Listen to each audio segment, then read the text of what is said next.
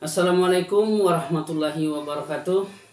Berjumpa kembali bersama saya Advokat Dian Berlian di channel Literatur Hukum, channel referensi hukum bagi masyarakat Indonesia. Baiklah sahabat literatur hukum sekalian, dalam kesempatan kali ini kita akan membahas 3 jenis keputusan pengadilan negeri terhadap terdakwa atau dalam perkara pidana.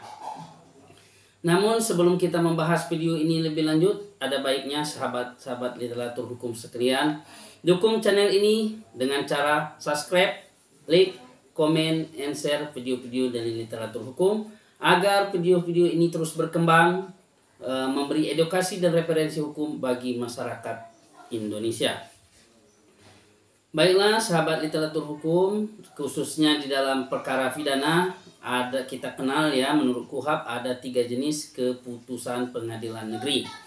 Pertama, keputusan bersalah terhadap terdakwa, kemudian kedua keputusan bebas, dan ketiga keputusan lepas dari segala tuntutan. Nah, kita akan membahas satu persatu dalam keputusan ini. Keputusan bersalah saya rasa kita tidak terlalu mengupas lebih dalam karena pada umumnya putusan bersalah ini terdakwa sudah terbukti secara sah dan meyakinkan majelis hakim berdasarkan fakta-fakta di persidangan, maka terdakwa dihukum sesuai dengan pendapat hakim dan sesuai dengan bukti-bukti di persidangan. Kemudian berdasarkan KUHP pasal 191 ayat 1 itu dinyatakan keputusan bebas. Keputusan bebas ini, maka hakim setelah memeriksa perkara di persidangan berdasarkan bukti-bukti, fakta-fakta di persidangan, saksi-saksi, maka hakim mengambil kesimpulan bahwa apa yang dituduhkan atau apa yang didakwakan terhadap terdakwa ini tidak terbukti secara sah dan meyakinkan di pengadilan, sehingga hakim memberikan keputusan bebas terhadap terdakwa ini.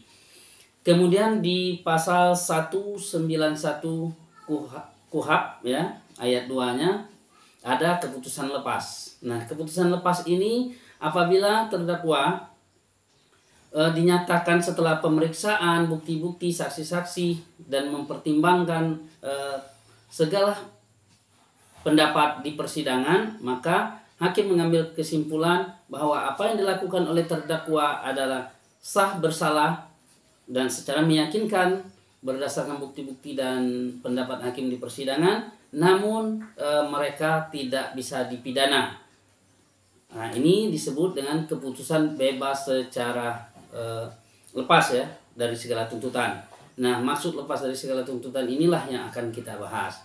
Jadi tadi kalau untuk poin pertama, saya rasa sahabat literatur hukum sekalian tidak terlalu semuanya saya rasa secara simpel dan mudah masyarakat sudah mengerti ya. Memang orang ini bersalah, kemudian dia ditangkap polisi, disidik, kemudian dilimpahkan ke kejaksaan, kemudian jaksa dilimpahkan ke pengadilan untuk dituntut, kemudian di persidangan mereka terbukti secara sah dan meyakinkan bersalah, maka hakim menjatuhkan hukuman sesuai dengan pendapat majelis hakim waktu itu.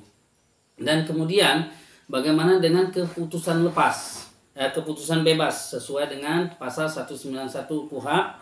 Itu putusan bebas ini, orang ini memang awalnya diduga ya, bukti-bukti diajukan oleh jaksa, oleh polisi, namun fakta di persidangan berkata lain, sehingga tidak terbukti secara sah dan meyakinkan dia tidak bersalah sesuai dengan keterangan saksi, mungkin bukti-bukti yang meringankan, kemudian saksi-saksi yang meringankan, kemudian pendapat hakim dalam menangani perkara tersebut, maka dia tidak terbukti bersalah secara sah dan meyakinkan, sehingga ya hakim memutuskan dia bebas dari segala tuntutan. Nah, bebas ini namun kemudian pada akhir ini juga ada perkembangan bahwa berdasarkan keputusan MK sehingga dan ada surat edaran juga dari Mahkamah, dari Kementerian Hak Asasi dan HAM, bahwa keputusan lepas ini, keputusan bebas ini, bebas dari segala tuntutan ini bisa diajukan kasasi tapi tidak bisa banding. Nah, kemudian keputusan begitu juga dengan keputusan lepas bisa jaksanya atau mengakukan kasasi. Nah, kemudian menurut pendapat saya pribadi, dikasasinya keputusan lepas dan bebas ini suatu kemunduran hukum, karena tidak memberikan kepastian bagi terdakwa. Nah, ini melanggar hak-hak asasi manusia ya, khususnya hak-hak terdakwa sebagaimana sudah dicantumkan di dalam KUHP.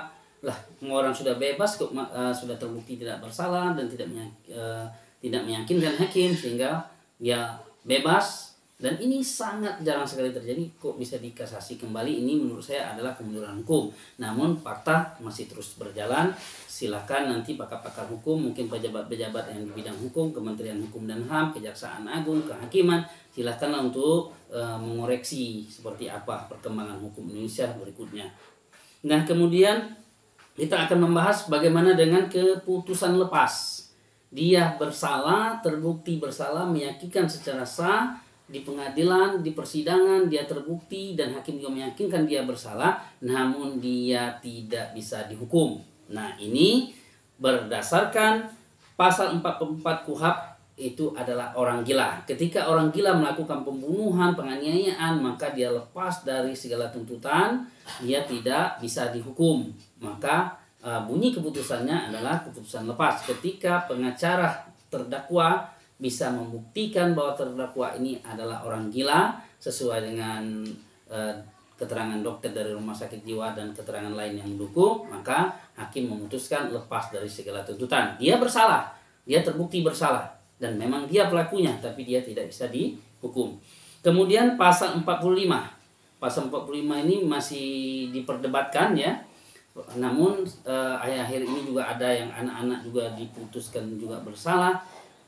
Pasal 45 ini hakim memeriksa perkara tersebut, menyatakan terdakwa bersalah, meyakinkan sesuai dengan fakta di persidangan, namun dia tidak bisa dihukum. Itu anak di bawah umur. Jadi anak di bawah umur melakukan pembunuhan, penganiayaan dan lain sebagainya, itu tidak bisa dihukum. Namun ada juga anak dihukum Pak Dian. Nah, ini ada terakhir awalnya itu anak umur di bawah 8 tahun ke bawah dia tidak dihukum, namun 8 tahun sampai 17 tahun, 18 tahun dia dihukum.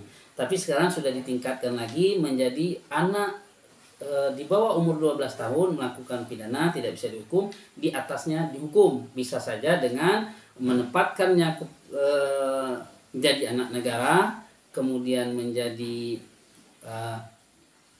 dikembalikan kepada orang tua dan lain sebagainya.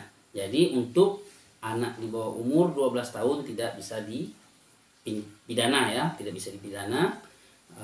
Kalau di atasnya sudah bisa dipidana. Kemudian di pasal 50 KUHP. Pasal 50 KUHP ini dikenal dengan diskresi. Diskresi ini apa? Diskresi ini adalah orang yang menjalankan tugasnya tapi melanggar pidana. Tapi bukan karena tugasnya dia melanggar pidana, bukan. Dia melaksanakan tugasnya itu dibenarkan oleh undang-undang. Contoh, polisi melakukan penembakan terhadap teroris yang melakukan perlawanan. Kemudian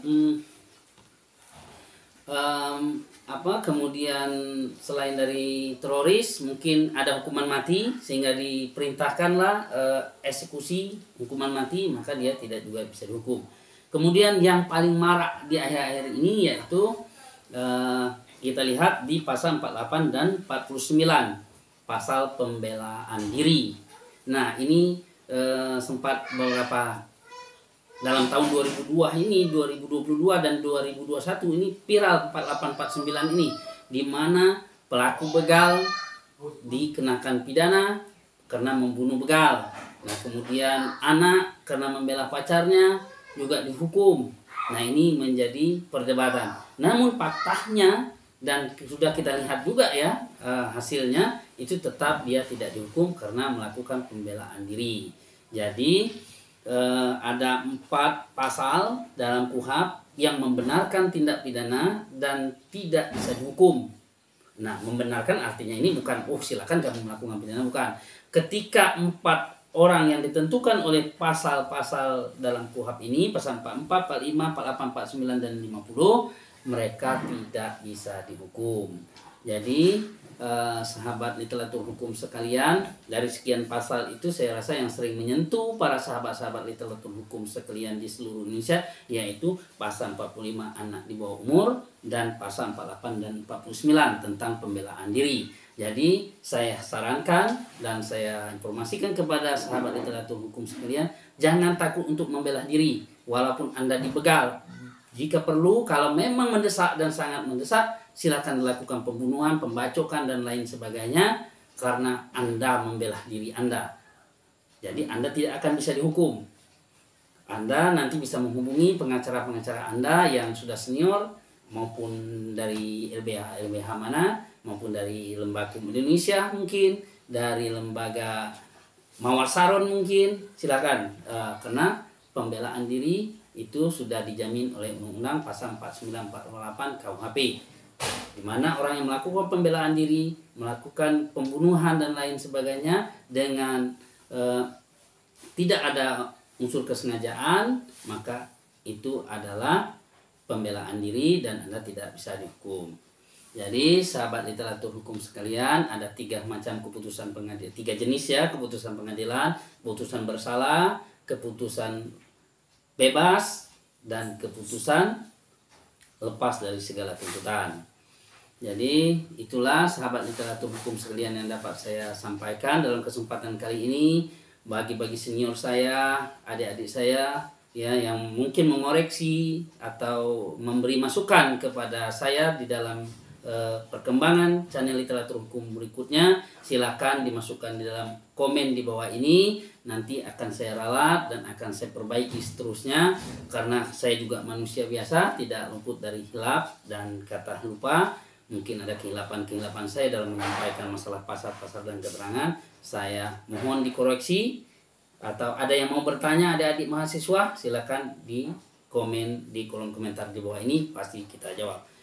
Wabillahi taufiq wal hidayah. Wassalamualaikum warahmatullahi wabarakatuh.